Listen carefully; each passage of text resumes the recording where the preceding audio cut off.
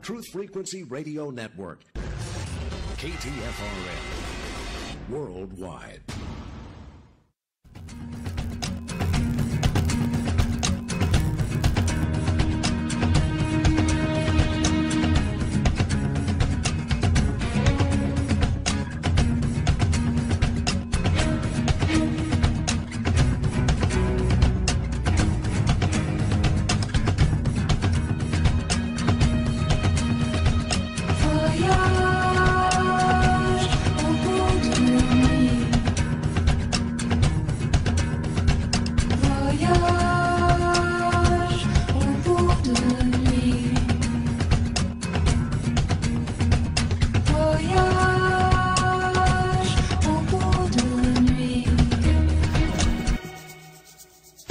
Welcome, Shadowland Voyagers.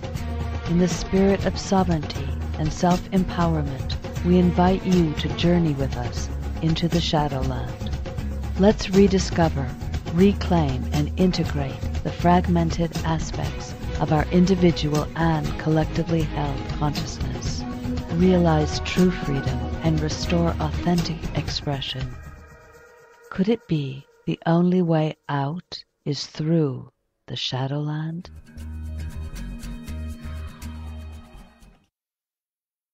Good evening, everyone. This is Sienna with Shadowland Voyagers, and I'm here with Christina Grant. Hey, Christina, how are you doing? Good evening. I'm doing great.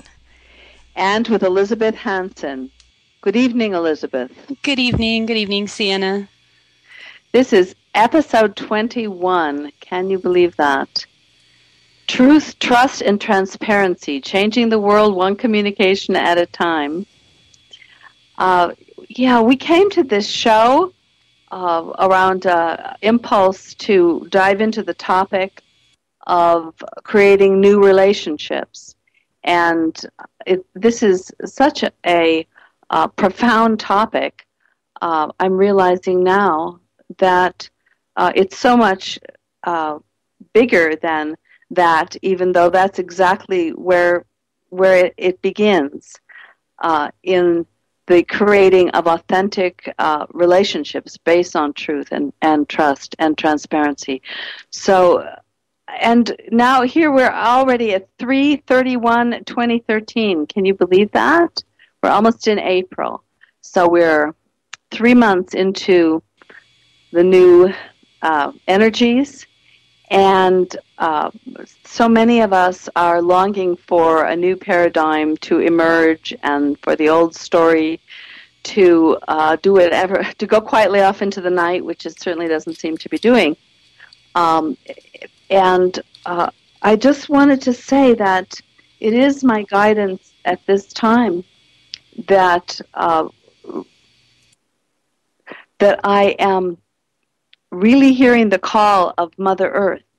Definitely what I get from Divine Mother, from life itself, is that this construct, this artificial reality, this control grid, the patriarchy, the imprisoning structures that seem to be locking down deeper and harder and stronger at this moment in their final death throes, are not what we want to put our attention to, that we really want to focus on creating the organic grid, that the ley lines are shifting, the energy field is shifting, the organic ascension process is very much unfolding in the positive timeline, and it will be strengthened and supported by how we show up and how we learn to love and connect with life within ourselves first and foremost. We've been having a number of shows about self-love and the reconfiguring of that. But there's another whole piece, and that is how we show up for each other. And it's extremely challenging. It's how much, with the amount of trauma-based mind control that we have all been under and still are, and the level of toxicity and stress and threats of war and everything that we're still under. But the thing I'm pushing through here, the collective energy is really thick tonight, right? So I'm barely able to talk. But we will break through this as we get more in our create a field here on the show. We haven't done a live show either in a few weeks, so it's kind of a different energetic dynamic. But what I'm saying is that we have the power to create with Mother Earth, with life itself, the organic ascension birth canal, the sacred matrix, the field of love, as we connect with what is authentic and truthful, and we become that and we live that. And we've had no training in this as growing up. As a matter of fact, everything has been pushing us as far away from knowing this incredible, powerful secret that we have that much power to create this kind of shift through the way we show up for ourselves and for each other. So we want to, this is a very big cookie, and we want to bite off a chunk and just relax into this and talk about some of the dynamics at play here so that we can all share together. We would love you to call in, and the phone lines will be open. The chat room is open, I believe. Are we having trouble with chat, Elizabeth, or is that okay now? You know, it might just be my Flash player. We're good on chat. Are you on chat, so Christina? Christina's on chat. So we're going to break this down, truth, trust, and transparency. We're coming at this from all different angles. I did just want to give us all a minute to come off of our big day. I guess it's Easter Sunday, and of course this is the death and the resurrection of the Christ, which we all see in different ways, but it certainly is the spirit of love and the great empathetic compassion for all of our spiritual journeys. And we certainly know that Jesus was about the truth. So I'm going to read this in appreciation for where we are, and just to allow us to relax and get focused and centered as then we launch into more of our roundtable discussion. This is, by the way, Sabine Lichtenfels, who is one of the creators of Tamara, incredible community in Portugal. This is from Sources of Love and Peace, the Birth of Truth.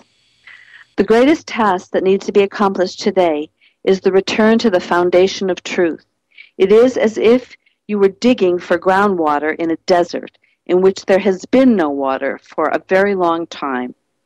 It takes a certain effort to get rid of the debris, for you have used a lot of your own energy to pile it up, and a lot of your own power is now bound in the debris. Sometimes the search for one's innermost truth elicits fear, for ever since the emergence of patriarchy, truth seekers have always been punished. Instead, since thousands of years, people prefer to remain entrapped and to use their swords, their malice, and their revenge against anything that looks like truth.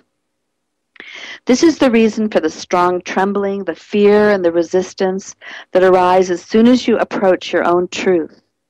It also makes you begin to destroy in others what you actually want to love. To calm your fears, you follow false images of love and community. What seems so threatening, so powerful, and consuming to you is the aspect of the goddess that was suppressed for thousands of years. Now storms, earthquakes, and wars sweep over one country after another. It is the long-suppressed aspect of the goddess, the long-suppressed and molested truth, that makes its presence felt. She demands of you a dedication, a participation in the world, which you have for a long time avoided. Wars arise from suppressed truth, never from truth itself. Before you arrive at the core of your truth, you have to look into the painful history of much suppressed rage, fear, revenge, hatred, envy, and pretense. Nobody likes to do this, and therefore you protect yourselves from each other and from yourselves through an ideological veneer of normality and reason. But go through that. Stop pointing your sword only at others, but point it at your own fearful ghosts, like someone who fights dragons. Rediscover your own natural landscape. Know that an incredibly beautiful face of truth and of the world is waiting for you, a face that you will love infinitely. Your heart will fill with love of yourself and love of the world in a way that you have long since forgotten. Here lies your greatest protection. Fear disappears when you reach the core of truth. At the core of truth, infinite protection for the life forces lies waiting for you. An eternal veil of fear will lift from you, and your eye will become seeing. When you touch this foundation, the conscious choice is made to live in a sacred way. You then guide your steps and your will in this world with courage. Your voice will rise up with a new force, and a deeply known song will resonate over the earth. Ideologies can be fought and killed, but truth itself has an infinite power and will to survive. It wants to clear away and awaken fully in you so that no enemy can penetrate and destroy it. This is the historic awakening of original creation in you with the field, the zeitgeist, and the new power. Enter into this process, into this birth. There is no more time to lose. Help to create communities in which this birth process can occur. Oh, I love those people so much. That was beautiful, Sienna. Absolutely beautiful. I love the part where it's mentioned about the songs of each individual person. I really feel that deeply. That when we start coming out of the conditioned state of existence and start truly being able to express our individuality, that we're each singing a note, and when we're all in that state, we create a symphony. It's so true. Yeah, I mean, we can't all be singing the same note. Yeah. I mean, what kind of symphony is that? I mean, the thing we've been taught that that relating to one another, being the same as one another, is the way to be, as opposed to allowing each other's differences. And I think that's where we're headed, is to honor and respect and everyone's perspective and their own song that you're saying, and that's how we move forward in this new way of being. Yeah, that is so much the new paradigm is one of inclusion, and it's such a new thing for us not to be polarized, and so much of the world still is polarized.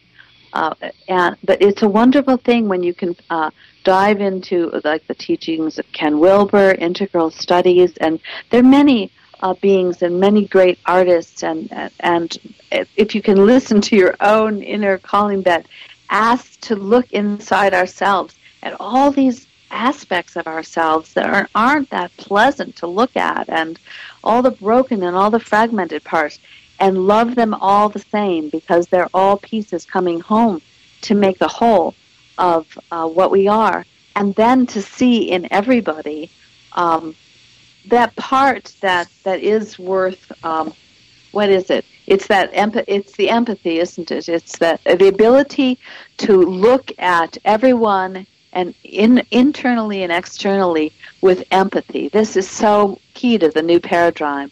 It's incredibly challenging as well. I mean, I'm super challenged by that. We all have the places where it's easy and mellow, and then the places where you get triggered, right? Right.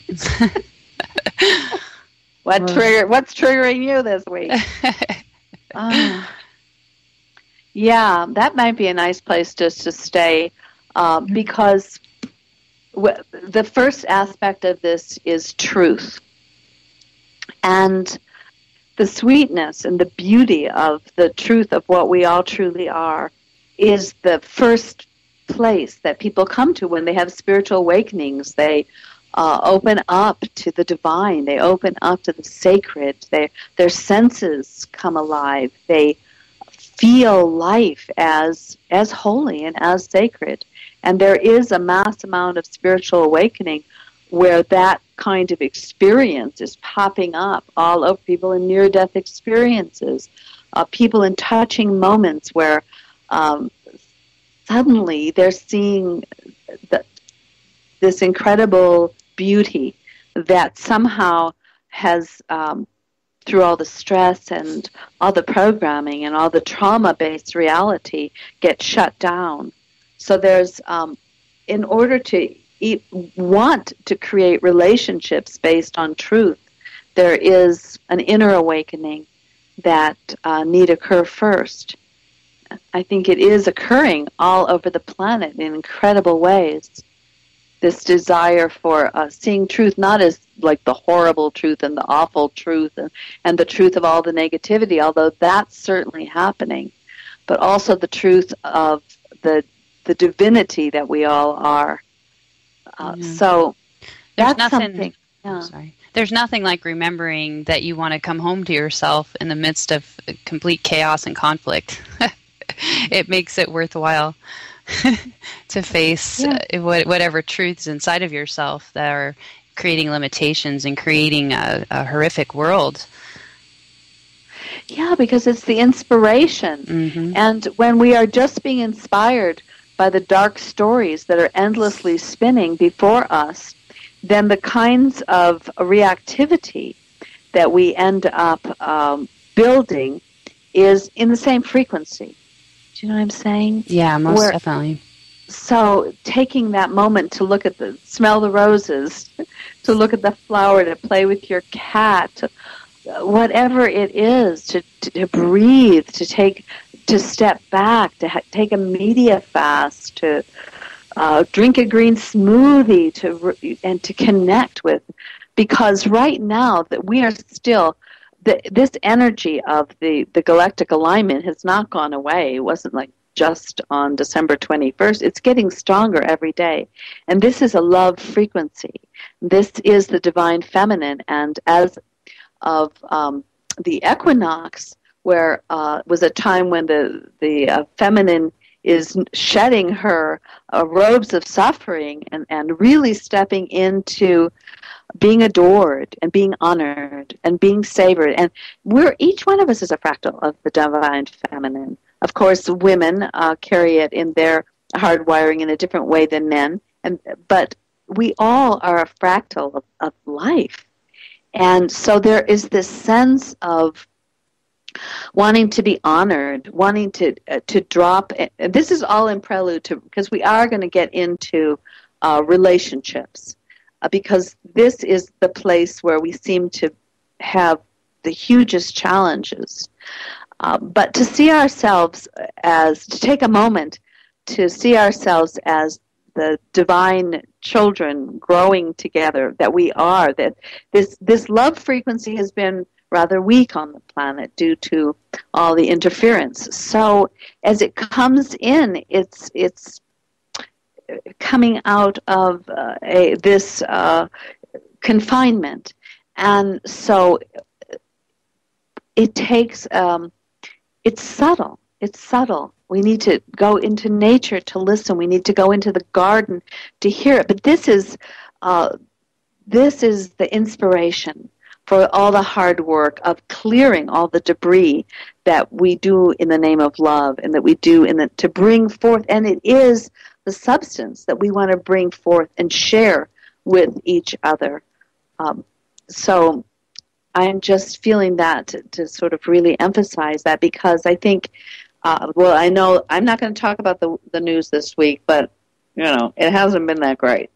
There's a lot of tricky business out there, closing banks and people's life saving gone. I said I wouldn't talk about it. Okay, there are plenty of people talking about that. We don't need to talk about that right now. But it's very, very intimidating, and it's such a compelling story. It's very hard not to give it our total focus. Does that make any sense? Yeah, it's interesting with all the stuff coming. I haven't even had the motivation to look at any of it. I've seen it come through, and I'm like, oh yeah, scroll, and I for some reason I'm more inclined to do the inner work at this time, because I think if it, for me, it's come up in my personal life where it's time to work some things out for real. Really well, there get is in a there. lot going on in the outer right now, Yeah. although that really, I always take time to notice because when millions of people are involved in horrific things, I honor them by noticing. Yeah, But the definitely. thing is, I can't, the potency of where we can create a shift is in shifting our frequency and creating this sacred matrix, creating a different field, because it is field building. Every thought and every emotion and every interchange that we give that's part of the story that is being pushed on us, then we're strengthening that. So it's very tricky, and it's hard to pull away sometimes, especially if you're losing your home or you have super health issues or you're super stressed. But, well, wow, you're making huge changes now, Christina. How are you handling the stress of what's coming down the pike here? Because you're certainly dealing with a lot of that.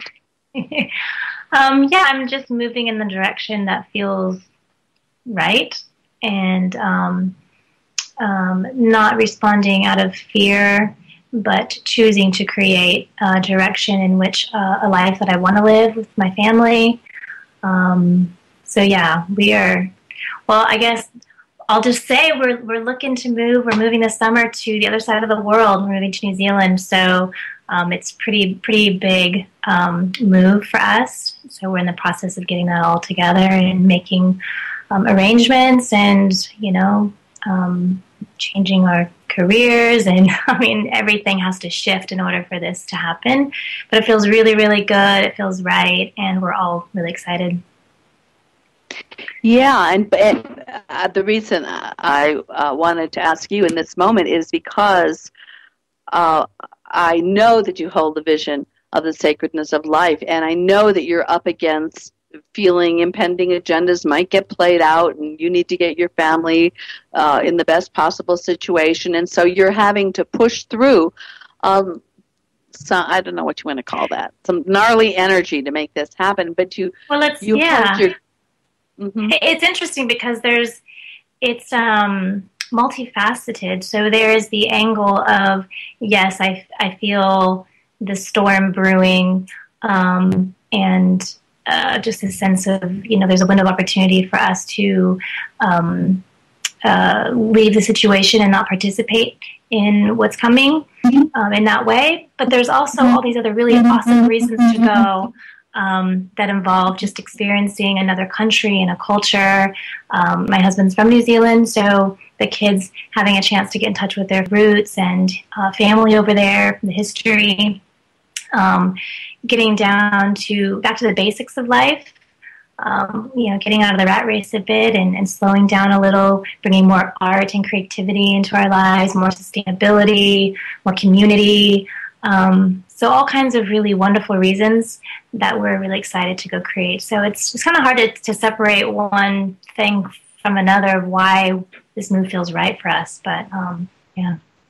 But that's great, though, because a lot of people are in that crunch time. We hear it all over the Northern Hemisphere. I'm in the Southern Hemisphere, but people are piling in here. There's a lot of refugees, immigrants. We used to call them expats, but it's almost feeling like refugees now.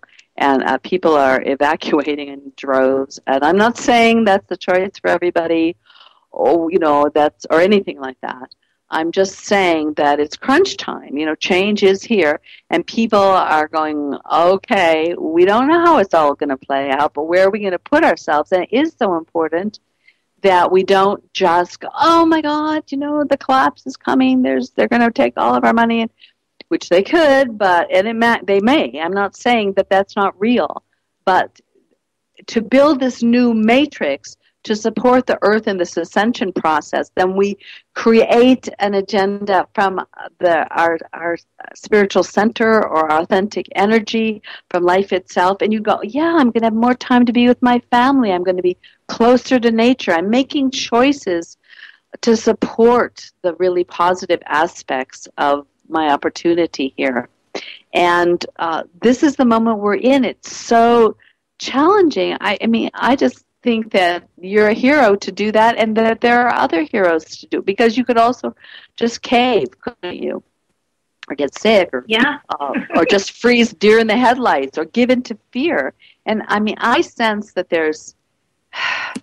it's a huge challenge to make the kind of moves. I mean, I know when I came here 4 years ago, I had a whole bunch of people that were going to just come right down and be here with me, and I'm not judging any of them, but none of them came, and because it's really hard. Because, family and money and inertia and conditioning and a lot of things, health reasons, and there's a huge force to just harvest our souls in the final battle in the old story. Let's put it that in the old story.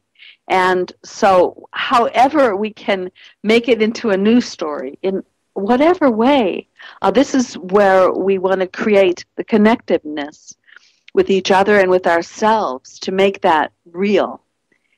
Because it's very, very challenging.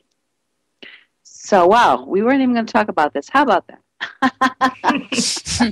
Moving on to trust. It's all connected. And so we're completely on topic as far as that goes, because truth is really facing the truth of where we are, facing the choices that are on the table, and finding the spirit. We are experiencing some technical difficulties about trying to make our way through here. And we were talking in the first half hour about truth, and in terms of living it, in terms of showing up as it. And the show is a three-pronged show in discussing truth and trust and transparency and how they fit together. And the thing is that once we have a sort of spiritual awakening and we start to feel the sacredness and the preciousness of life, we do wish to live in that way, and we wish often to support and to find support for those around us. And I think that one of the biggest challenges we have is in the second aspect of this, which is trust.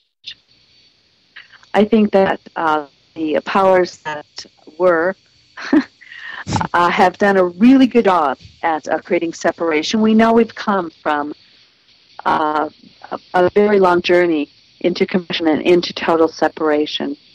And so the level of trust that we have for ourselves, for whether this can support us in this transition now. I mean, this is if trust is a prerequisite for creating the new field that is the remedy, then it's super challenging to create trust anywhere when we're looking at the outer. We're looking at how we're being lied to, how we're being stolen from, how we're being poisoned, and so on and so forth.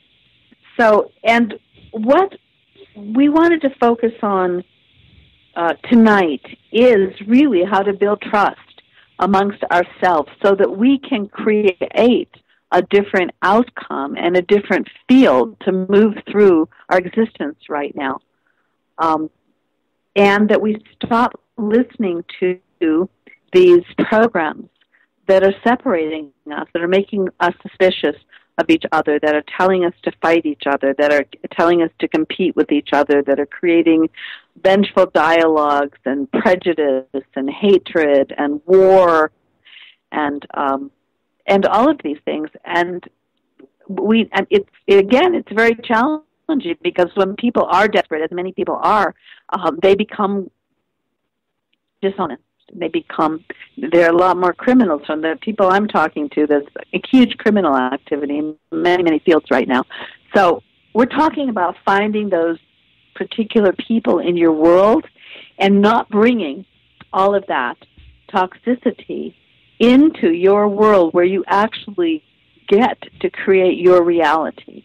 And I think trust is absolutely a super dynamic key to that process. I did want to read a little bit from This is from The Sacred Matrix by Dieter Doom, and it's just finding elemental trust again. Is this okay? Did either of you want to jump in here, or shall I jump into this? Well, I did want to... Oh, sorry, Elizabeth. Oh, go ahead, Christina. Well, I just wanted to say that in order to have trust, you have to have truth first. And the thing is, if we don't tell truth in our relationships, then there's no way that a person is going to know who you are, what you're thinking, what you're feeling, how they're affecting you. There's no way to build trust unless you tell the truth. And when we don't tell the truth in our relationships, whether it's your partner, your coworker, whoever it is, then we don't give the people in our lives the opportunity to rise to the challenge of relating to who we are and to come to get to know us and have that opportunity to make adjustments so that we can have a harmonious relationship with one another. And I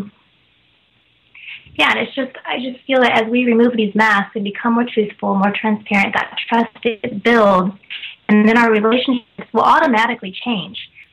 We'll naturally build that trust with one another by telling our truth and being honest. And if some people can't deal with that and they can't step up to that level of truth and honesty and transparency, then those people will just naturally fall away from your life. And that's okay. We have to, it's a little painful for sure, but we also need to let that go. And it also shows us where maybe we were expecting something more out of a relationship than it was actually able to give. But by being truthful, you build that trust, that field of trust in a relationship. No matter how superficial maybe it was at one point, it's going to start to deepen by doing that.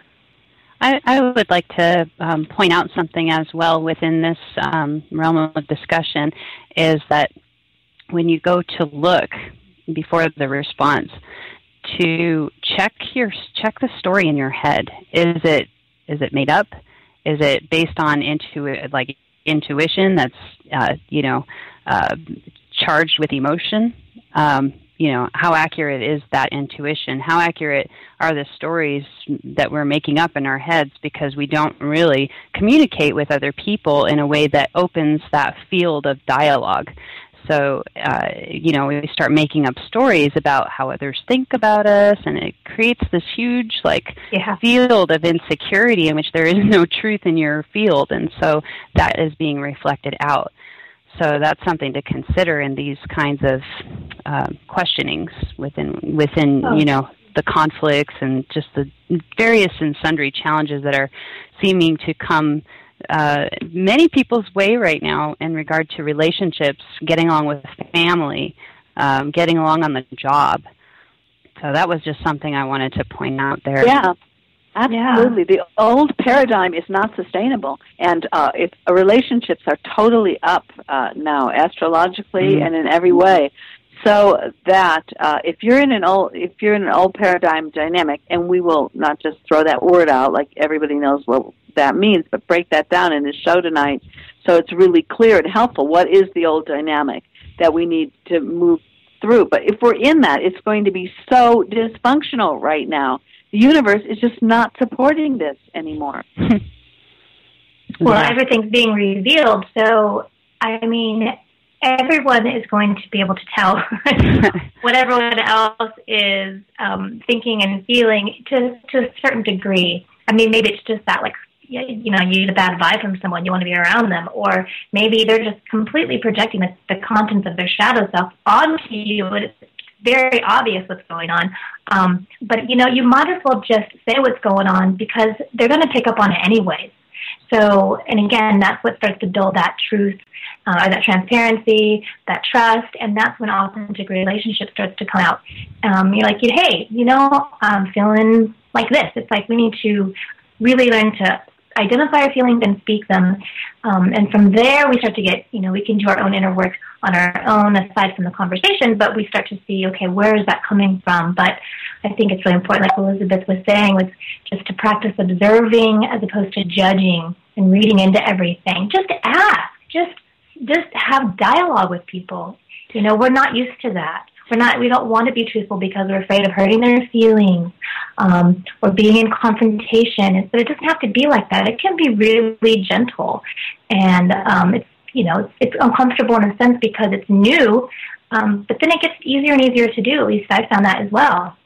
Well, like how Teal Scott was talking about too, is like, if you find yourself in a conflict and charged, emotionally with something, what is it that you want ultimately out of the situation? And keep that in mind as you're looking through. I mean, like the stories, the lies we tell ourselves, I mean, we don't really want the world that we are believing at that moment, and so you ask yourself, what is it I truly want from the situation? And most likely it's love, most likely it's understanding and compassion. So why not bring the awareness inside of yourself and give yourself understanding and compassion for whatever horrific world you just created from your imaginings, Exactly, that's it. It's looking beneath the language, looking what's beneath that, and exactly what is the need. What is the person you're talking to? What are they actually needing from you, or needing in a situation? Or what do you need? And not like in a needy way, but just what is it you want? We all have needs as humans. Yeah, right. It's just like learning to communicate that. Yeah, I mean, there's nothing wrong with your heart's desire. It's just what you do to go about getting that fulfilled, and if it's really just a want or if it truly is a need. It's what you do to go about getting what you feel you need or what you desire without considering the people that you're engaging with. Or without expecting them to know what you need and want. Just, magically knowing exactly. And if they don't, well, I guess they don't really care, do they? They don't really know me. I mean, kind of loud. How long did I play that game? And I realized all I have to do is just express myself. Yeah. Just be calm, cool, and collected, and just express what I'm feeling, what I'm looking for, and lo and behold, voila, we can come to some agreement and we can figure it out. As soon as you put consciousness on it and you bring light to the situation, to whatever the issue is, suddenly it's workable. Now you got something to work with. If you keep it in the dark, I mean, oh my gosh, it just grows and it festers and you never get any of your needs really met. At least not truly. You don't truly feel fulfilled in that relationship when you communicate in that way, at least. Yeah. Well, this is the old paradigm. You don't remember in patriarchy, feelings were bad and you didn't show them, and it shows weakness, and especially in men, but in everybody. You keep that under the table. The old paradigm was not about transparency, was not about truth, and it was about being a facade, and underneath you're manipulating and maneuvering in the chessboard of how you can get that for yourself, and you're all alone back there trying to see what's out and how you can vampirize or be the victim of the vampiric act. I mean, these were the only games on the playing board. We're coming out of, and not all of us, I mean, really, there's a massive normalization of abuse even now. People are, these kinds of, the old paradigm is very alive among the majority of people on this planet still. So the idea that it's safe, that it can be safe to lay your cards on the table, show what you really got, show what's in there, be that vulnerable, be that undefended, and it makes, in the old paradigm, you're without protection. In the new paradigm, trust is the protection. So it's there's a lot of people that I'm still running into that if you say, hey, let's put it all out there. Are you willing to be vulnerable and express your feelings and let's see what's here? They will literally say no. No, that's not an option. What other options do we have? So this is why it's so important to even get a glimmer of what this new paradigm is about and how much more fulfilling and happy, how we can stop being such a violent culture if we start allowing real needs to be seen and then met. And it's because the sickness is we've had to hold all of this inside. We've had to pretend we don't even have a real need. Yeah. Really. Or pain or anything. We don't. There's no reason for any, emotional experience at all. There's no room for it, basically, in one's life. Yeah, you're out of control if you're showing an emotion. Mm-hmm. You need to get that under control, right, Elizabeth? You go away and handle that stuff because we're taking care of business here. Mm-hmm. You don't get a day off for having an emotional situation going on. You don't get a day off. You gotta show up at work anyway. Now, if you've got the flu, I used to pretend that I was sick, and it was horrible, But honestly, I'm feeling that the more truth that you can find inside of yourself, like the more that you can see your own motivations for things, and be in that questioning place, and the more you're showing up that way, it's building a field, that all of a sudden it's like life starts bringing people into your field that are, I don't know how to put it, like vibrating at the same frequency. You hear that all the time, but there starts to be more room. Look, if you're in self-pity, you're not going to get much from anyone.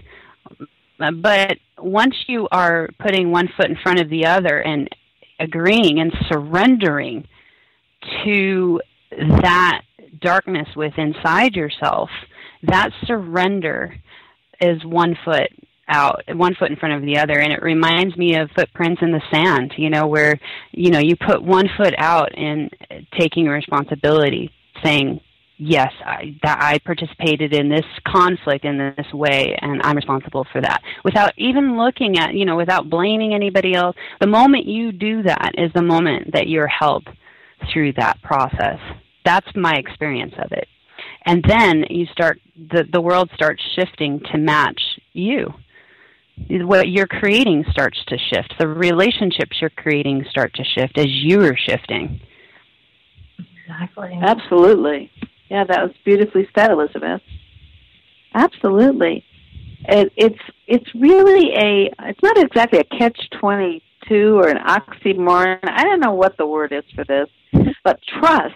Paradox. It's the core of the power to come out from all of these trauma-based mind control that we've all been under and create a society in harmony with life, and a caring and humane society is based on trust. Yeah, we don't trust ourselves and we can't trust each other. Ha, ha, ha, ha, ha. How do we what are the baby steps? So you just outlined one. You just said you got to do the shadow work. You got to do the inner work. You've got to become self-integrous. You have to not be dumping your shadow parts on other people, which is huge and probably the biggest piece. And, we still all do this all the time. And, that's a problem. You do it and you catch yourself and you work through it. And it's really challenging and humbling to catch yourself in a really stinky place. Right, Elizabeth? Yes. Quite humbling. Yeah, quite humbling. I was going to say something about what you're saying. It's like really, yeah, but I drew a blank. Sorry. Anyway, I didn't mean to target you right then.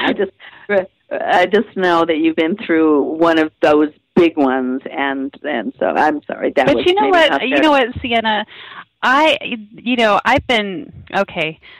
I'm one of those. I've been drugged through the mud. I've got a bloody chin. I've lost a couple front teeth by now. I basically, you just pulled me out of the gutter. It's like I've really been resisting the calling to just get those big, huge, major weeds out, and I found one this week, and I can't even tell you the beauty that when I look at in hindsight today, the beauty of the transition that occurred because of what I just spoke of. That came from experience, what I just said. It was exactly like that. It was like I got an email that I was just, I read it completely different every single time I read it, and I lost count of how many times I read that email, but I read it over 4 days. I lost track of time. So much happened, but in the end, I basically had to read that email over and over and over again and take the judgment out, take the assumptions out, and deal with what is line by line, word by word, and really hear what the person was saying, because I was in such a defensive mode every time I read it, and I read it different every single time. And I finally understood what happened. And it was through the questioning inside. What is my part in this? How did this get created? What was it that really created this? Because it's usually not the issue that the person's talking about, because we have communication limitations in general.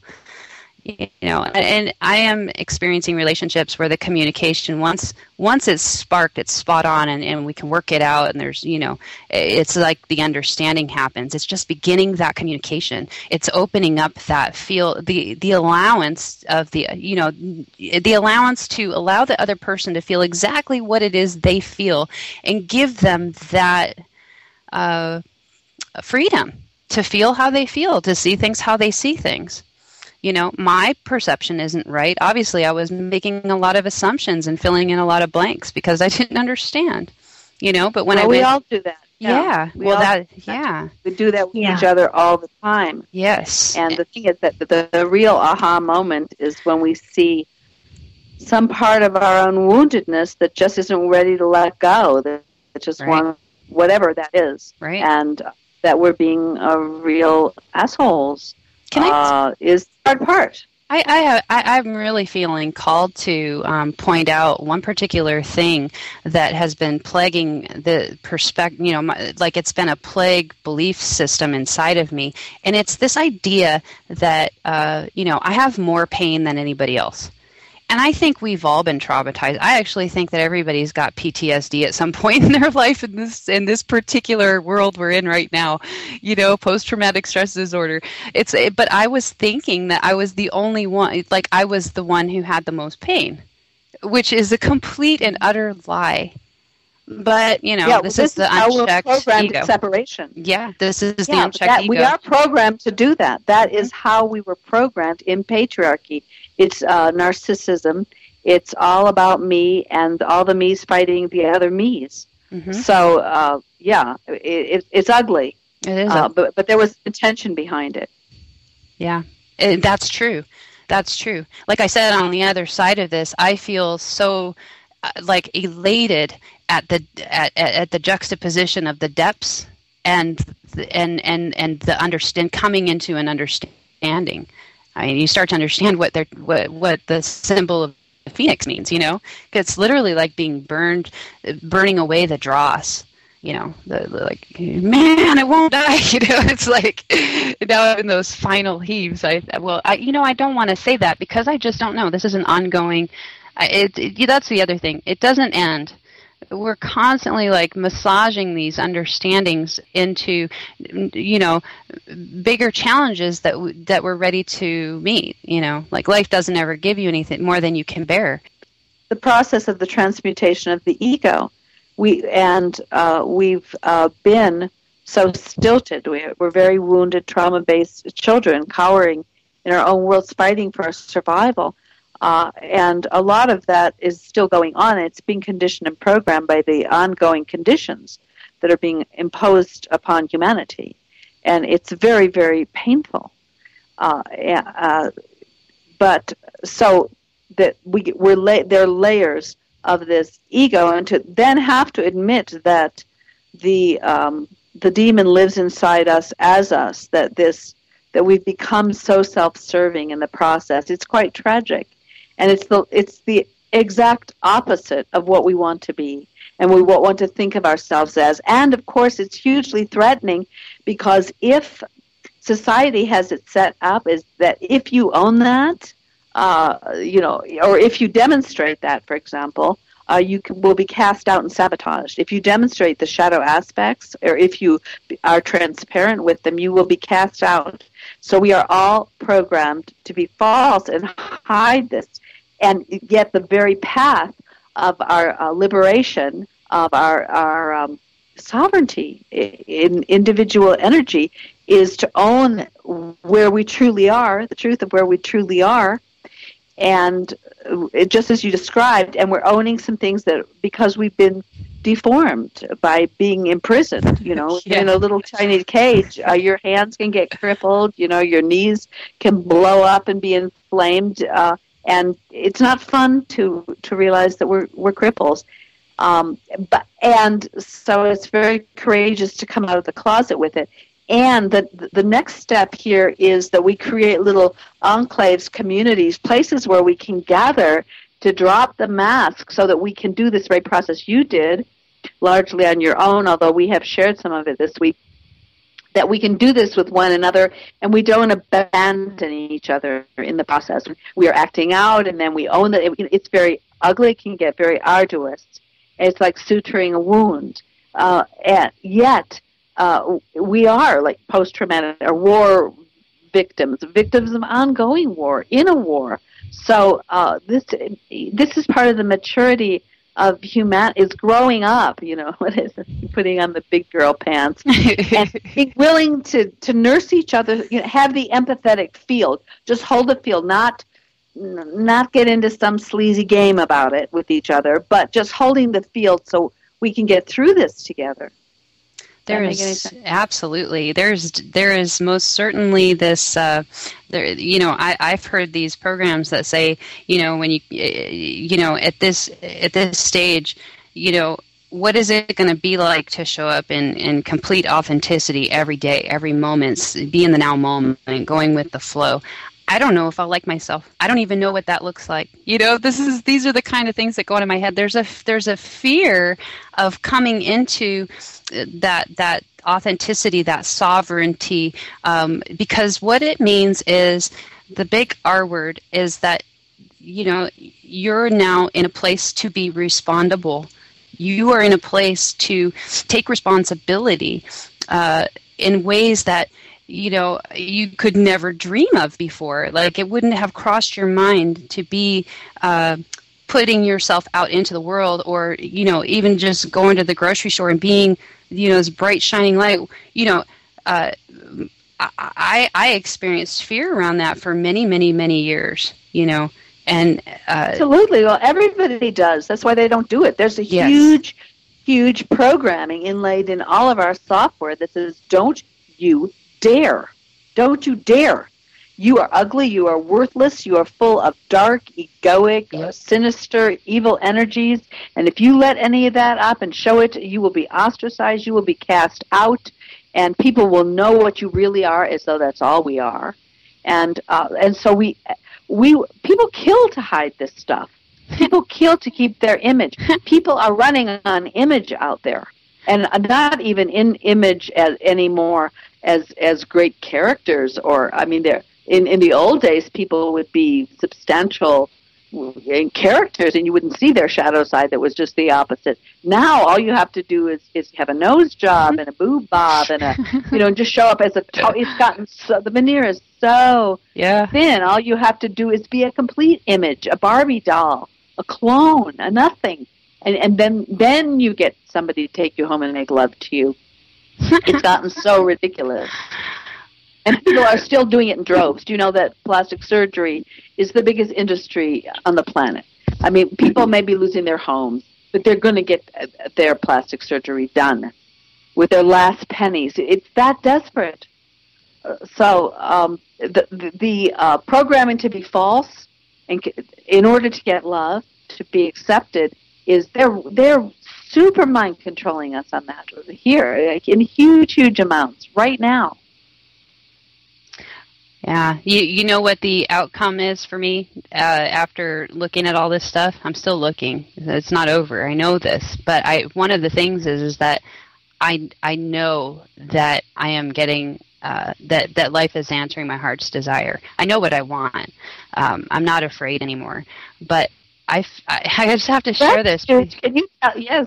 I just have to say, because what you were saying is like so juxtaposition. You'd think that I would be like in remorse and shame and feeling guilty, and I don't. what I end up doing is like I'm listening to music and I'm going, I've been preparing the garden. We got sun for like, the last 2 days it's just gorgeous here in the Pacific Northwest these last 2 days. Unbelievable. So I've been in and out of the house and the garden and everything else.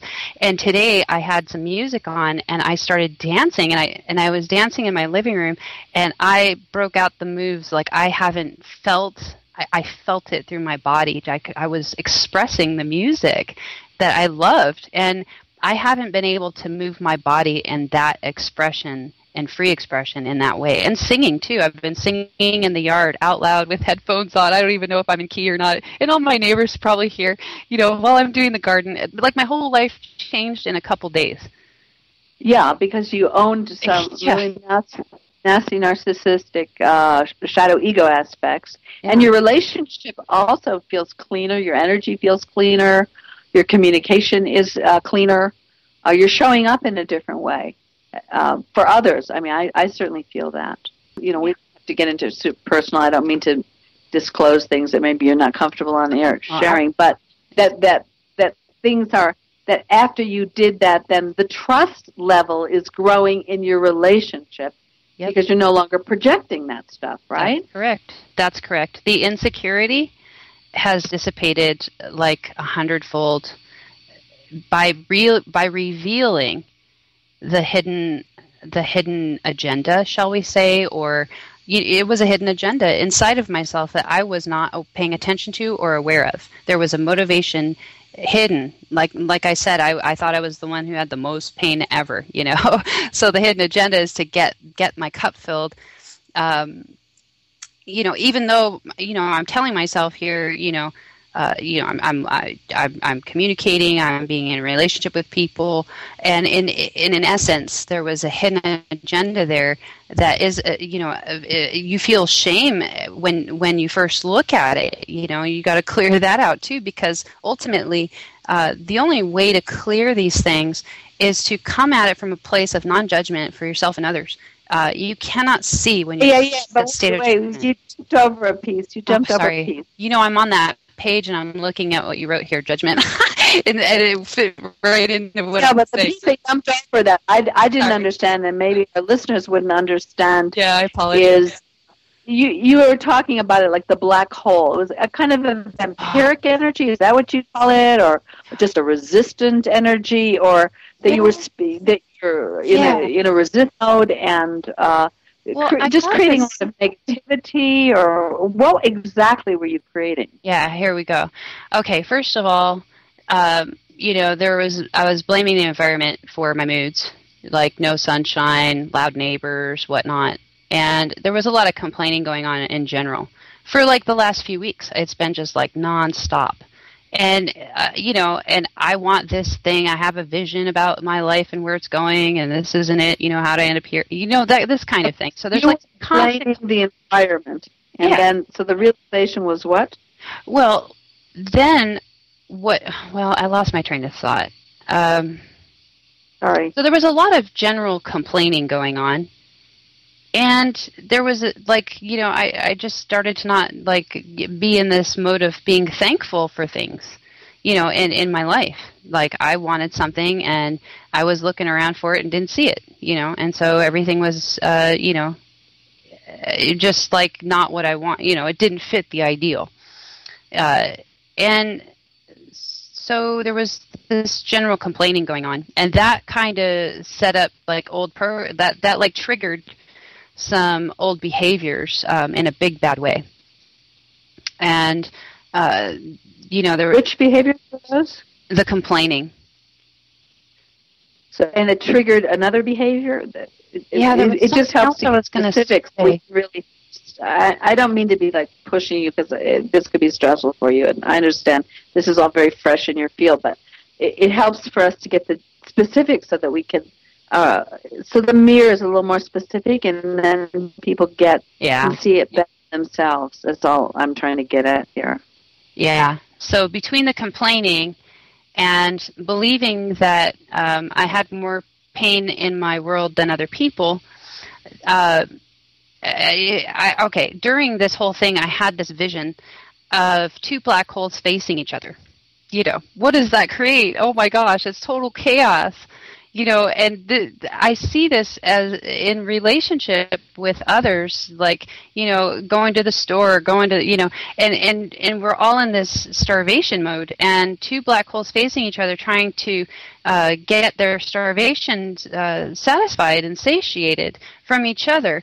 And what we're failing to recognize is that the other black hole doesn't have it to give. You're a black hole. So who's going to be the first one to turn about face and say, whoa, what, can I actually be filled by the external stuff, which is also a sucking force? Who's going to be the first one to change their mind about this game? Because it ain't working. It ain't working. Yeah, hallelujah, exactly. Yeah, beautifully said. So this is the old paradigm in action. Mm-hmm. And we are going through the eye of the needle, and these kinds of when the suggestions come through, it's like the automaton, the mind function, the program, the mind, its function is to bring up thoughts, think, so that it's supposed to assist us in it can be used as a tool, but it is not us. These thoughts are not us. They're merely tools, and quite frankly, at this point in the game, their suggestions suck. It's like, okay, I'm lost. Okay, I'm wanting to refocus a little bit now. If that's okay. Sure. All right, Christina, did you want to add anything into this particular discussion before we move on? The only thing I wanted to note is that. Just being on not in the dynamic that Elizabeth was in with this other person, it's just when she cleaned that up and cleared that up, the effect for me is that her field is more trusting for me. And it's just interesting because it had nothing to do with me at all. But it affects me because I'm also in relationship with Elizabeth. Yeah, absolutely. Just the point is when we do that work, doesn't matter who we do it with, it's going to affect everyone around us. All of our relationships are going to shift. It's pretty cool. Yeah, it's like as we each are doing our inner work, it like holds up that field for all of us to grow in that way, that are that are connected with each other. And also, it strengthens the relationships we're already in. Just showing up in that way. Well, we're so telepathically connected at this stage, and it's just going to get more all the time. Yeah. So if you have a stinky field from unowned junk that you're avoiding or projecting, people don't feel comfortable. They're like, ugh. But when you're flowing and glowing because you made the plunge, you owned your stuff, you're back in integrity, you're serving life, you're showing up as a servant of life, and that means serving yourself, loving yourself, cleaning up the frequency. You're humming, you're singing, you're in the sacred energy field, and people are finding you juicy and lovely. I mean, this is the way we're charting our own destinies here, y'all. It's palpable. Yeah. And we can't hide anymore. The patriarchy is done. There is nowhere to hide, and we know that from all the conspiracy sites and all the news coming out. But in ourselves, too, we're just going to get feedback. Ew, I don't want to be around that. What's that? And you have to really take it back, like, wow, where did I get off track? I mean, I'm doing this all the time, too. I'm stinky, unstinky. It's nonstop. It's really, it's like transparency already is. We haven't caught up with this new energy. There's a transparent field. We're all becoming transparent to each other. And so if we don't get that, What, Christina? Well, the thing is, the awesome thing is when, like the three of us, we have this relationship with one another, that we maintain transparency and honesty, this truth. We have this field going with each other. And it's been that way from the beginning, and I think that's why we're growing so much with the help of one another. But that's the thing. It's like when one of us is stinky, it's like the authentic relationship says to the person, hey, what's going on? Your energy just shifted, you know? And it's like, that's what we do with each other. And then we talk about it, we clear it, and we move on. And it's a no thing. Was there something that turns into a no thing within a matter of minutes, like just boom, gone. And it's not, we don't gloss it over, we don't pretend to make it okay, we don't negate our feelings, none of that. We talk about exactly what we're feeling, what was triggered, we clear it up, and we move on. It's awesome. It's so fulfilling. Yeah, and there's no such thing as right or wrong at a certain point. You know, you just understand where each other's coming from. You know, it doesn't, you don't go into that judgment of right and wrong, you know, and therefore you're clearing that big, ugly monster called vanity that, you know, wants to always be seen in a certain light, that false mask.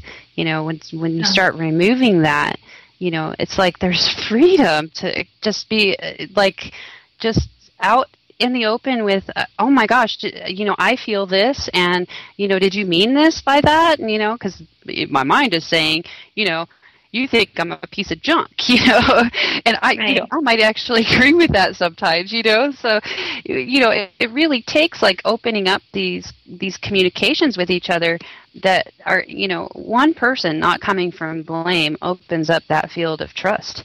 One person not coming from and, you know, trying to externalize everything, trying to find the reason and outside of themselves for everything in their life, you know, that is, you're right, that does not, you know, add a trusting factor. It's actually like, uh-oh, you know, what are they going to do? Right. Yeah. Right. It takes a willingness. Like we're all really, we want to know when we're stinky. Yeah. It's like, please help me out here. You know? It's yeah. like, it's not to not be truthful. That isn't caring. That's not compassionate. You know, to compassionately speak with someone and let them know what's going on and how you're feeling, that's love. That's, you know, you're accepting what you're feeling, what's going on right in the moment, and then you're going to talk about it. But you have to be with people who are committed to that, committed to seeing their shadow aspects, committed to moving through them, and in wanting that reflection and someone there to be real with them. You know, if you don't have that, I'm sorry, but those relationships aren't going to probably work, and that's okay. You need to let those go if someone's not willing to be there yet. But as long as you can maintain that part of yourself, you hold that space, and maybe, you know, it will work out with them at another time when they're ready or something. But it's tough. It really is tough. There's a lot of letting go going on right now in my world, and probably in a lot of people's worlds, where you really wanted something to work out, or you really were attracted to something, you really saw something that was beautiful, or you really had something that you really wanted. And, you know, there's also a lot of, we're not going to go there so much tonight, but there's a lot of interdimensional manipulation for us not to make this journey, to get into blame. You know, the thing that the thoughts in our heads can, a lot of times, if we're not communicating, if we don't talk to each other for a few days, or if you haven't seen a friend for a while, do you notice how that build up, suddenly they're the enemy? Like, there's always someone who's an enemy, you know, always somebody. It's this like war mentality, like, you know, we're in the what do you call that, the war room, right? And somebody's always to be suspected and suspicious, and it's like an exorcism in a way. When we get together and you can lay it out, this is what I'm feeling, and I get not just empathy, but empathy, yes, also just love, being willing to have my space to go through it. It's I wake up out of a trance, like, oh my God, that was total nonsense. There's nothing to that at all. Oh, that's what happened with you, right? Mm-hmm. Like, wow, I'm tripping. You know, I'm totally tripping. We have to, I think it helps me to know there's a lot of still mind control to get us into those thoughts. Separation is the way that they can keep harvesting our soul energy, the dark ones that have been doing it through the patriarchy. However you look at that, the archons, we're not going to go there tonight, but it's all still happening, and they're desperate to be harvesting our souls now, because they're, as the frequency raises, if we create this sacred matrix, this truth and trust and transparency, which is a higher frequency, it's where our soul essence can come back and be supported by each other. They can't touch us. This is the path to our sovereignty, this process in community with one another. And so they're going to come in with the thoughts, and it's not going to stop after the radio show. You know, it's going to go on.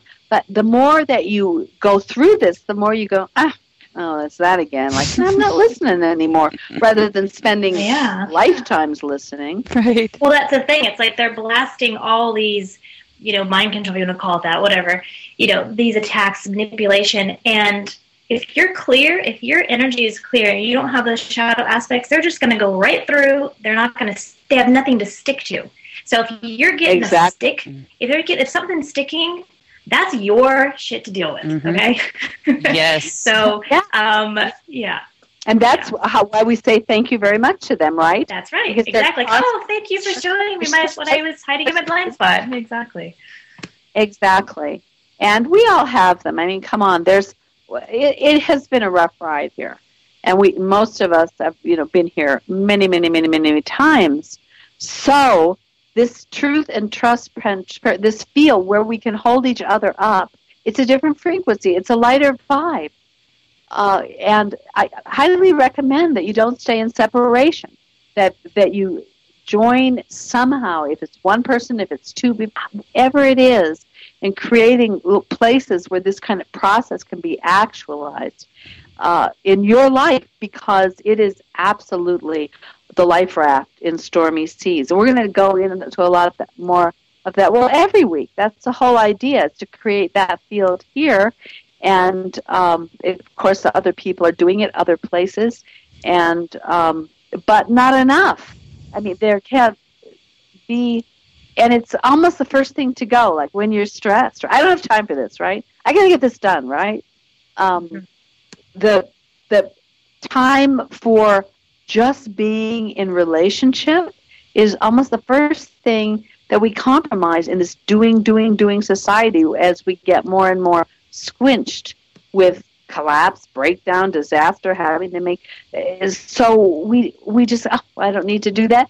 And then the field thins down, and the voices in the head get thicker and thicker. I mean, that's the thing. We have to continually take care of ourselves in this way. Yeah, it's like a constant cleansing.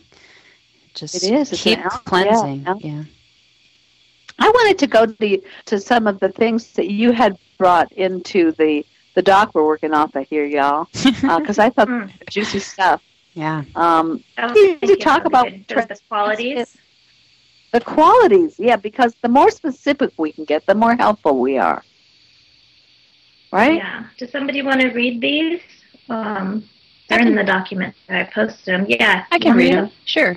Okay. Yeah, let's just kind of go through them not too fast, so that we have time to sort of got it. You know, permeate. Got it. Yeah. Okay. Yeah. This is Qualities of Authentic Relationships Across Differences by Karen Pace. Willingness and eagerness to be challenged. I understand that out of the challenge comes a deeper understanding of my privileges and the continued work that I must do to remain in an authentic relationship. Willingness to not be in a place of denial and resistance.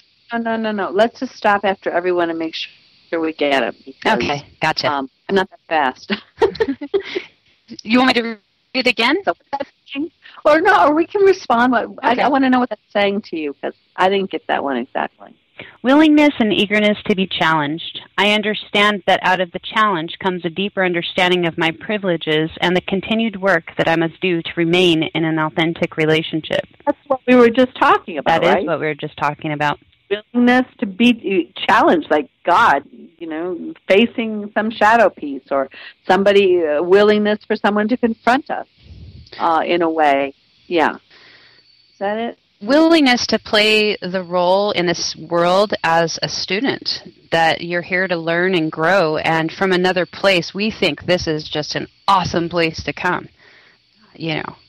Like, from another place, this is an awesome place to be because of the degree of challenge. And remembering that or understanding it, I think, is a huge piece to, being forgiving with yourself. Because we came here to experience all that life has to offer, as George talks about, but also the depths of like the darkest aspect of our being, or we want to experience that, so that I thought of something yesterday, that in these darknesses, there's a limitation to darkness. There's a limitation of the depths of which you can go. And that limitation turns into love, because at a certain point, it's like that, going in a circle, and you're on one end of the circle and you're meeting the other end of this. It's like getting to the 0 point. So the darker and darker you go, you get to that 0 point. The lighter and lighter you go, you get to that 0 point. So either way, we wanted to experience all that life has to offer in the physical domain. And so having that understanding, I think, opens up the gates, to really kind of see what your place here is. Yeah. Wow. Getting to 0 point is definitely where we want to go. So So okay, let's keep going with this. The second one. Why don't we take turns reading them? How would that be? I'll read the next one. You can read the next one, Christina. Would that be okay? Okay. Sure. All right. Willingness to not be in a place of denial and resistance. I know that denial and resistance maintain power and pain, and serve only to block the growth and understanding of myself and others. Yes. Good one. That's pretty clear. I don't know what to say about that. Yeah. It speaks for itself. Okay, all right. Well, we can just whip through these. All right, next one. Willingness to look first at myself when feelings of mad, sad, or scared surface. When these emotions surface, I ask myself first, what is going on with me? Rather than becoming defensive, judgmental, or critical of others, I focus on what my feelings are telling me about what I need. I communicate my feelings and needs with the goal of staying in right relationship with others. Beautiful. This is a great list. Thank you for coming up with this. This is very, very concise information and very detailed. I think that's really cool. It's good. You know what? I'll post this on the forum after the show, because I think it is really, really great too. Mm-hmm.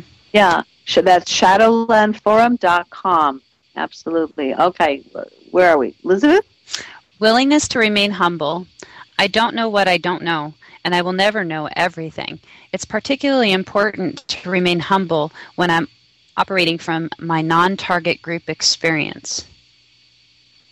I don't know what a non-target group experience is, but the humble part... Yeah, I think it means like if things aren't going the way you had anticipated or expected in your whatever relationship you're in, to remain humble instead of getting like, rawr. Yeah. Humble is really a good default setting if you don't know where to go. Until you can figure it out. Yeah. I think the key word is I don't know. Again, we're dealing with that false mask, because it's not okay to say you don't know in this world. I'll tell you that right now. Exactly. Yeah, the more you say you don't know, the less your paycheck is. That's just how it is. But if you can be in that internal knowing that you just don't know and that you're questioning, it's an attitude. You don't have to go out and tell everybody you don't know what you don't know, because it's not really acceptable yet. However, I think that that's a key component to being humble, is saying, you know what? And the not knowing. I mean, when you're shifting ages, epochs, paradigms, being in the not knowing is part of the bridge-making process. We absolutely have to be in the not knowing. If we weren't willing to be in the not knowing, we couldn't even be doing this show for 10 seconds. Yeah. Yeah, it is the truth of the matter. We do not know. The expanse of what there is to learn here is huge. It's huge. It never ends. Yeah. And the listening and the not knowing for the new to enter, because if we're full of the knowing, then it's blocking. Then it's resisting the new coming through us. Mm-hmm. Yeah, at this point of, and I will never know everything, it's that also you only know what you know at this moment in time with the information that you have and the awareness that you have. So being open and humble to gathering new information from other people and your relationships. So just, exactly, being that humble place where you don't know what you don't know and you only know what you do know. And being open to growing that awareness and that knowing is really important. I mean, with that said, I find sometimes this really pisses me off. I've been into control for eons of time, and the constant being zero control, not knowing really how anything's configuring, is so the job description for what we're going through right now. And certainly the more we go through it, it's like the WD-40, the wheels are, it's okay, but this is not an easy ride for people who like being in control. True. I'm one of them. This is definitely breaking down the control structures, which is great because for me, I was the same way. My whole life, just everything in control. And it does at first feel like, you were talking about that earlier, it just feels like you're being weak by letting down those walls and expressing what you truly need and want. But it actually takes a whole lot of to do. Challenging, but also rewarding, to be that courageous to say what you do need and want. So, so it's being broken down for us, and exactly we can either go along with it and be graceful with this new paradigm that's being born, being created through us, or not. But it's going to be really uncomfortable. Yeah. Those of us who are steeped in the old power, this feels, the humbling can feel like a humiliation, and it really feels like somebody just dropped the training wheels on my bike, and I don't know how to navigate this thing at all. So that's where the humble, like being really quiet a lot and just listening, it's really a different way to roll. It's way more beautiful. It's way more sacred. It's way more pure, and the connections are beautiful. And at the same time, it's very uncomfortable. I just want to say that, okay? It is uncomfortable. Are you feeling sorry for me? Are tears rushing down your eyes? How hard this is to give up power and control, and creating pain and torture. Okay, I'm done. Whose train is it? It's your turn. No, you just read. It's well, I want to turn my. Oh darn it! I just lost my turn. Is it my turn? No, it's your turn, Sienna.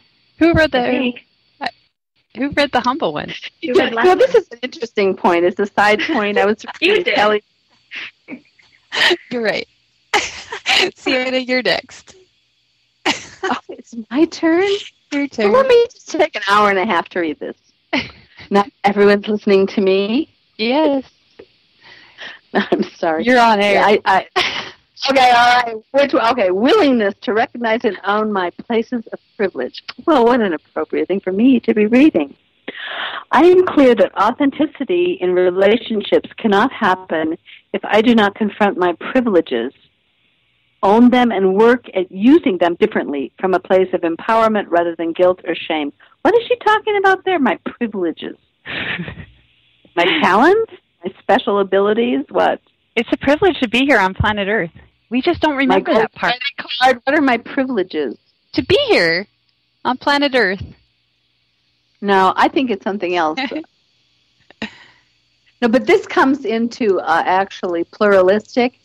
There's this thought. I don't know if this is what she's getting at here, but there is when you come out of is it rational to pluralistic, or the other way around in integral? People get to the place. It's the power to the people. and everyone's equal, right, is absolute disaster. I did this in the 70s, and the head of the thing went insane. It had to go into a mental hospital because it actually nobody recognizes the special qualities and characteristics that anyone has and lets them shine in becoming that. It's like Marxism at the worst. You know, everybody just wears the uniform. It's hive mind mentality. Everyone's just an ant, you know. And so I think that that's what it means, that we can recognize our special gifts and places where we shine and give that in service, not on a power trip, but not feel ashamed or guilty because we're told, oh, you're nothing special, right? And this is part of the way that we get healthy is we allow our lights to shine, right? Yeah. Yeah.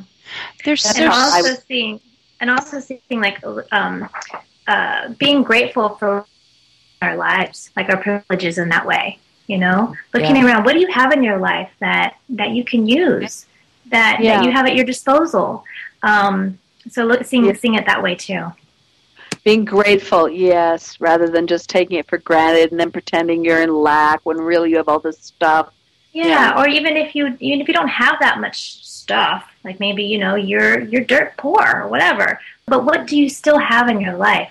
I mean, we always have something at our disposal, you know? There's also another aspect of this as it says, you know, authentic relationships cannot happen if I do not confront my privileges. And I'm seeing that another aspect of that vanity or that mask is that, you know, we have rights to things rather than being thankful for what is in our life. Yeah. Yeah. So that was another, if we approach, you know, relationship with rights, which was what I, you know, got smacked around about, you know, I can't show up in authenticity because I have a right to something, you know, the other person may not have even agreed to, but I have a right. When really that relationship is a privilege. All relationships are privileges. Even the ones that we have conflict in, because we're serving each other, we're catalysts for each other to grow. So, you know, this is a very deep one. This willingness, I think it goes into the gratitude and thankfulness, and it goes into, you know, changing your mind about what you have rights to, and actually turn about face and see what you have and be thankful for it. Yeah, the sacredness, seeing things as a sacred gift, seeing life as a sacred gift. Yeah, I was thinking that just the privilege of being alive and having the opportunity to live this life. Yeah. It's true. Yeah. All right, the next one, willingness to engage in a healing process around it's target group experience. I'm not sure why the languaging is that, but I think it has to do with just interacting with people across differences. So racial differences, backgrounds, religious backgrounds, any kind of, who you're working with. So again, willingness to engage in a healing process around my target group experience. I understand that I cannot be an effective ally from my dominant or non-target group experience if I am not engaged in healing processes around my own painful target group experiences. Well, that just to me seems that a lot of times we're going to be confronting with somebody who's just not at all where we're at all. And if we keep applying the filter of our own reality to others, we're missing the point, because people are having completely other different experiences. I'm certainly learning this in Ecuador, integrating as this big mob of gringos that have descended upon them into a culture, and we want to create the new paradigm on Earth, and they're going, we've already been conquered, thank you very much. We don't really need your new paradigm. And we're finding ways, well, how do we become integral with them? How do we share without dominating? How do we give what we have specifically to give and see the qualities they have, and find this eagle and the condor, which was prophesied by the indigenous, that the Western mind and the organizational skills and the big vision thinking and the integral global awareness could be integrated with the heart and their connection to Pachamama and the simplicity, their enlightened simplicity and loving family, and being able to have huge smiles on their face and love life with absolutely nothing, doing, super simple things. This is something we have lost. So, but it's taking us a long time to get, oh, wait a minute, we're really, really in different places, and then try to empathetically tune into where other people are coming from. This has to happen now globally. And, of course, in our relationships, too. This endless trying to make somebody in our own image is never going to work. That's what I think about that. Yeah, for sure. Shall we go on to the next one? Sure. Unless you have anything more to add, Christina? No, I'm good. Okay. Willingness to avoid hierarchy of oppression debates. I understand that oppression exists in many forms and at many levels. I resist the temptation to try to convince others that my pain is greater than your pain. No. This is so synchronistic. Anyway, I work toward unveiling the interconnectedness of isms, i.e. racism, sexism, heterosexism, classism, ableism, in order to create change at the personal, interpersonal, institutional, and cultural levels.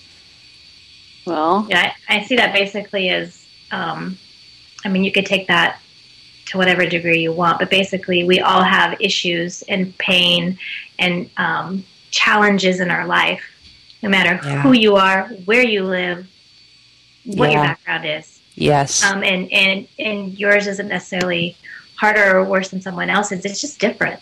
You've just had a different journey than someone else. And all journeys are filled with pain and difficulties. Because we want that we want to grow. We want to grow in whatever it is that we're being challenged with. I'm going to talk a little bit about when Teal came on the show and hearing her story. I think that was like one of the imperative messages that we brought to this to Shadowland Voyagers radio show, because her story, that is like one of the darkest stories I've ever heard. And all I could say is, if Teal can do it, I can do it. It proved me wrong. It absolutely proved me wrong. And that, I think, was one of the triggers that kind of turned me about face a bit, was realizing that point of view that I was carrying is inappropriate for where we are today. Completely. Well, yeah, and the thing is that this is, again, what we were programmed to be until we really have these interconnected.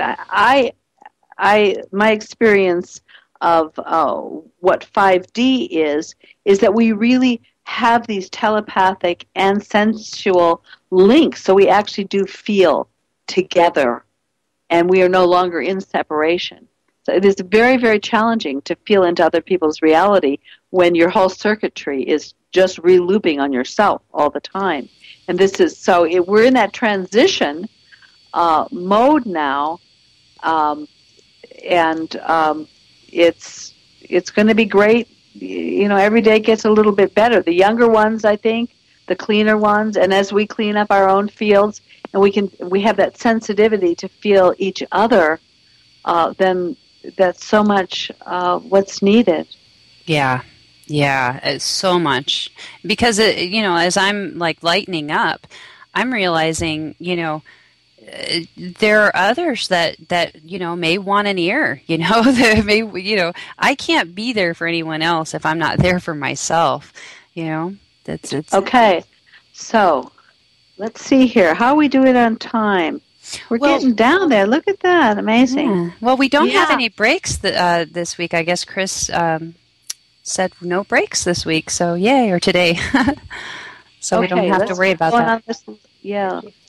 And one other thing I wanted to say, I got cut off for a second there. I'm not sure if you knew that, but one other thing I wanted to say on that was just back to everyone's journey and everyone's different challenges is they're perfectly set up for balancing. So all the experiences that we've had play out, and we have the opportunity in each lifetime, in this lifetime, wherever we are, to clear those things and balance them out. And so, everyone's having different experiences, but everyone's journey is perfectly set up for them their own creation, and it's back to that taking responsibility and then seeing what you can do then with your journey and how you can find balance and peace and harmony right where you are. Yeah. So yeah, I just wanted to where you are. add that. Peace and harmony right where you are. That's beautiful, Christina. I love that. You know I love that. It's so simple and so profound at the same time. Sienna, you're next. All right.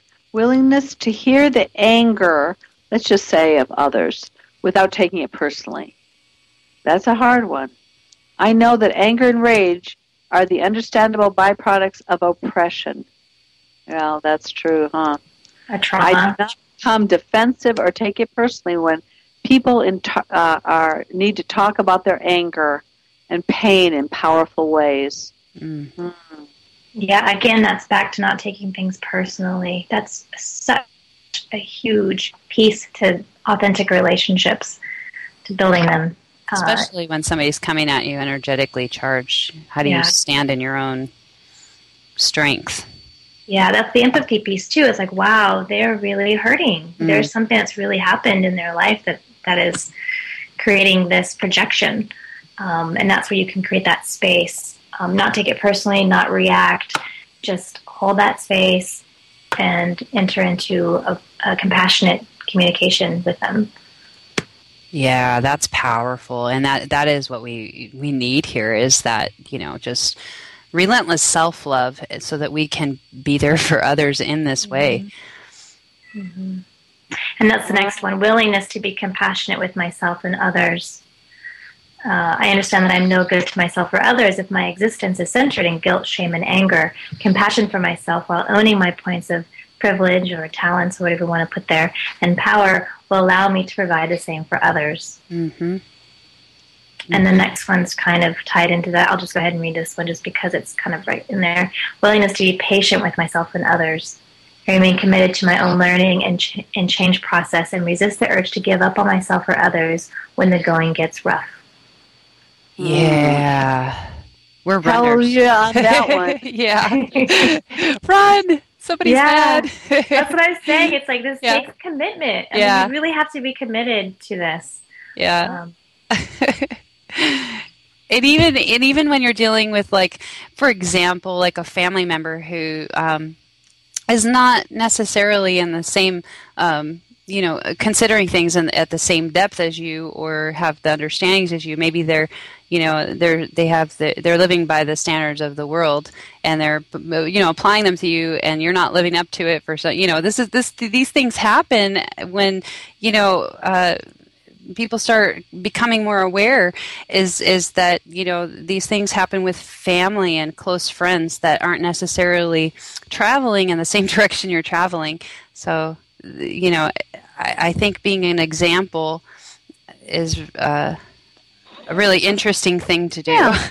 Sometimes, you just have to walk away. I mean, these things are really great as a first line of behavior, and certainly you'd want to take them as far as you could.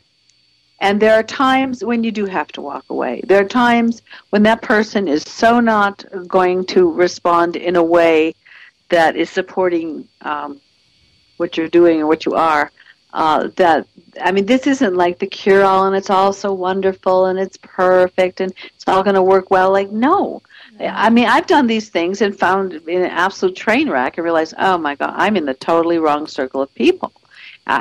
This is not working because the basic premise of owning the shadow parts is not in place. We don't have we can't ever build trust when you can do these kinds of things, and then if the commitment is not really there to own and transmute in a deep inner way and connect with the feeling self and find out what we're projecting and really own it and shift the energy and come back to center and all these pieces, then it's of course always important to be compassionate. But if you're trying to move together or create something together or show up in a consistent way, I mean, I'm having to pull out of a lot of these kind of circles when this kind of stuff it becomes actually self-destructive for me to keep doing this. So I'm just saying, I don't want to be the devil's advocate, but but there's also an opportunity for magic when we just take that first step, the one we're afraid of. Certainly, yes, it's certainly worth trying this first. Absolutely. And it can surprise you a lot of times when you've given up or you think that person can't get it or there's no way out.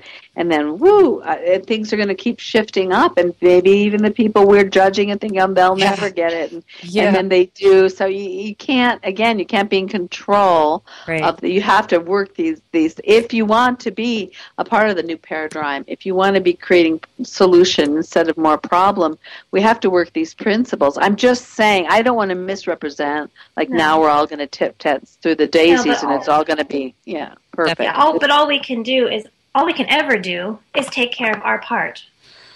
Yeah. So if we take care of our part, and hopefully others will take care of their part, and again, like Elizabeth, they're saying, you can be an example. It may not, they may not be willing to do that now, but you've set the tone, and hopefully, you'll come in contact then with people who are willing to enter into that kind of relationship. But all you can do is take care of your part.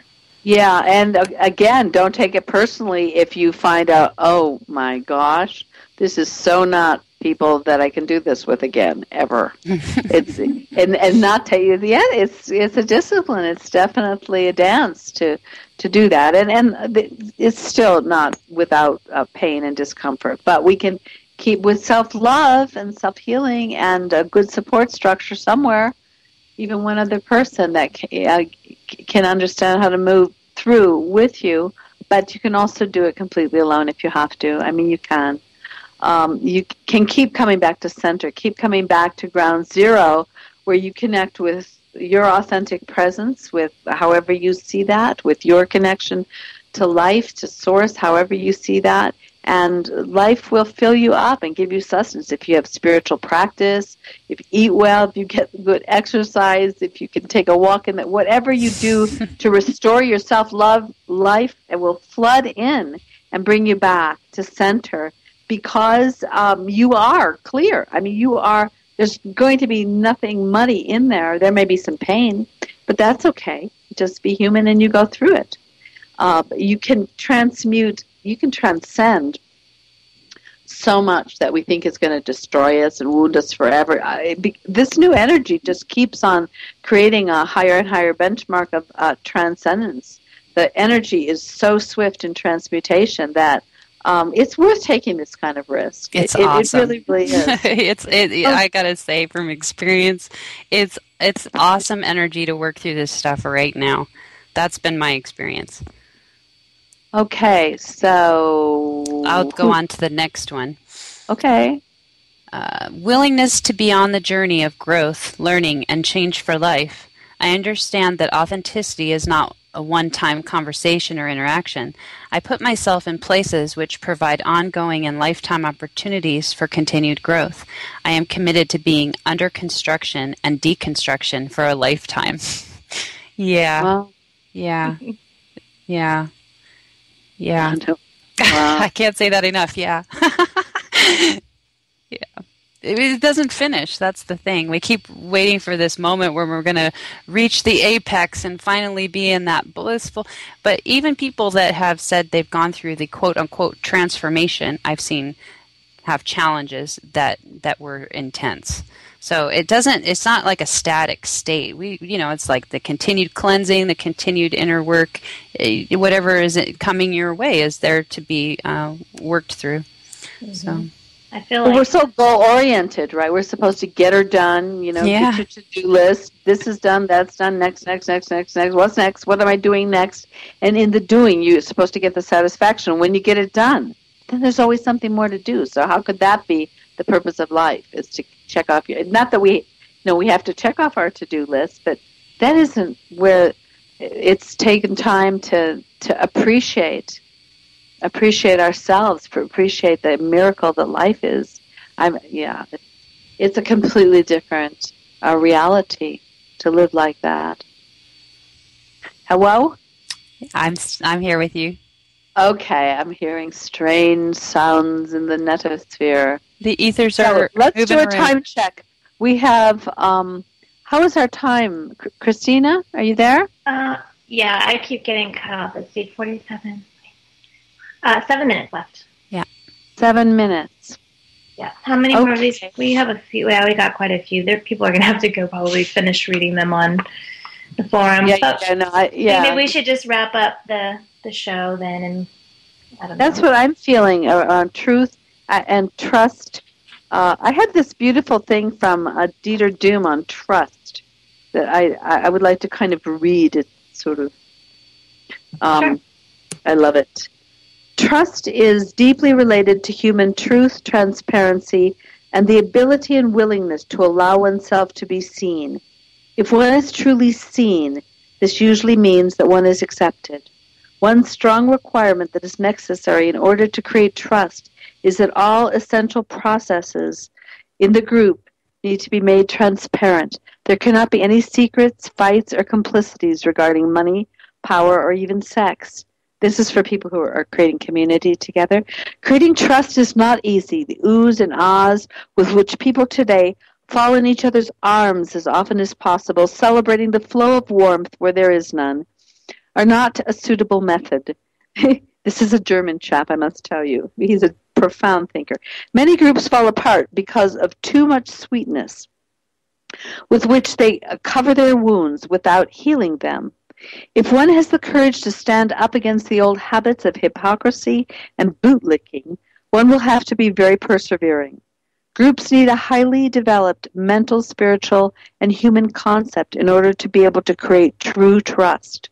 If they do not have a concept and instead put their trust in the spontaneous development of their positive emotions, the old powers will ultimately win.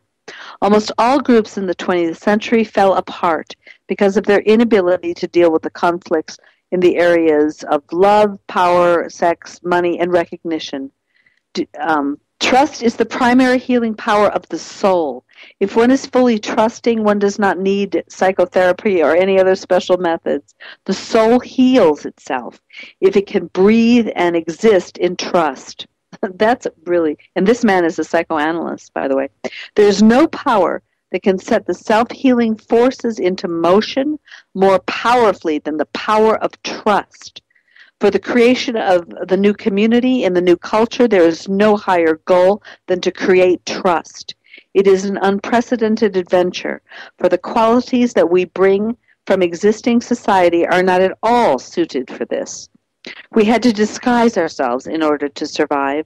We need functioning communities in order to learn to trust again, so that our powers of peace become more forceful, allowing us to survive and thrive. In the structure of the future communities, we step by step access the sacred knowledge, which enables us to connect with the universal powers and the higher order of life. We thereby enter into the highest level of trust, the true daily trusting cooperation with the divine powers. Before that, we should clear out the path between us. May we find the strength and the perseverance to do so. I love that.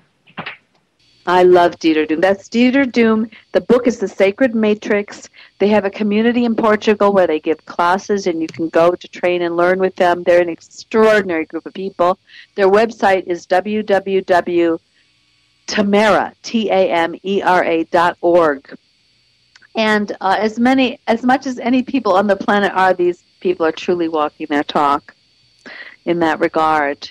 So let's see. Now, next week, we're going to have Beth Green. She's written Living with Reality. She's an absolute wonderful, amazing conscious facilitator.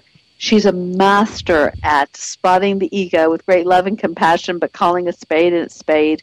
She's a Jewish sister, and she nails it. I've been to some of her groups and workshops. She leaves no stone unturned. Your ego will not return home the way that you brought it into the room. She does it with real deep clarity, and she doesn't hold anything back. So I'm hoping to dive into some of her understandings of how we really pants our egos. Yeah. And survive the experience. Beth Green. And then let's see, we have somebody else later. We have one slot open. We have somebody else. Who is the other one for the month of April? Steve Richards. Yeah, Steve Richards. Oh, Steve Richards, Holographic Kinetics. I adore that, man. We have so much to discuss with him as well. So please listen to the archives. This is our 21st show. I keep getting this wrong. It's crazy. I must drive you crazy, Christina. It's the 21st show, right? Yes. Yes. 21 shows.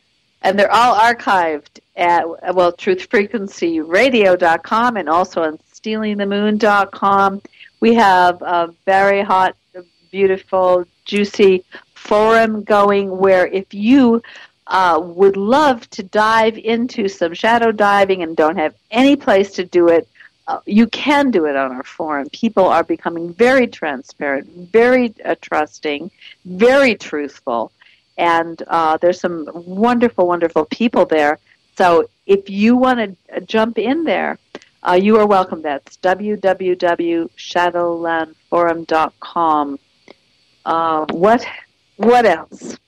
Well, this has been a most wonderful show. I've enjoyed having this show with both of you ladies, and I was very excited to get on air tonight, and that is so refreshing. So it's been beautiful. Yes. Beautiful conversation. It has been good. Yeah. We'll see you next week. All right. Good night, everyone. Good night, everyone. Beautiful people. Gotta take a little time to think things over.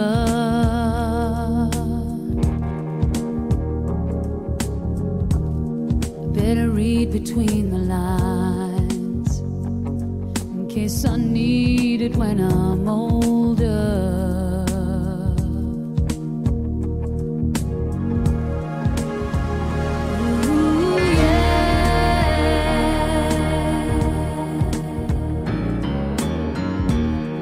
This mountain I must climb is like the world upon my shoulders.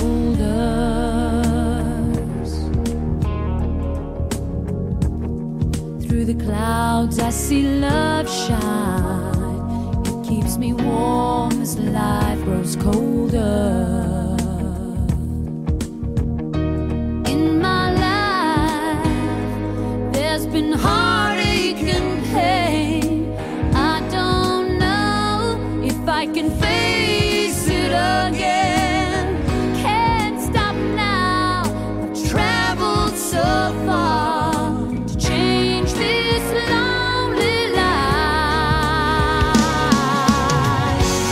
I wanna know what love is. I want you to show me. I wanna feel what love is.